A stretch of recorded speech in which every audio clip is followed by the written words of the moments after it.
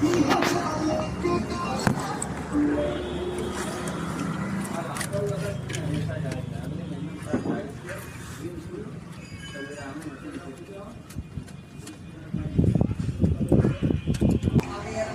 के दिखाते हैं आपको। और उसके बाद इसका बैटरी ये सब है। तो सबसे पहले इसको जो है पेट्रोल से धो के इसको साफ़ करेंगे, और साफ़ करने के बाद जो है फिर इसका जो ये देखिए ये बैंडेक्स होता है, ये चेंज होगा।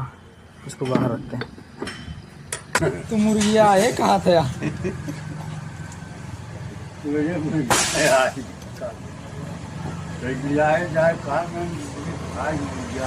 मुर्गिया है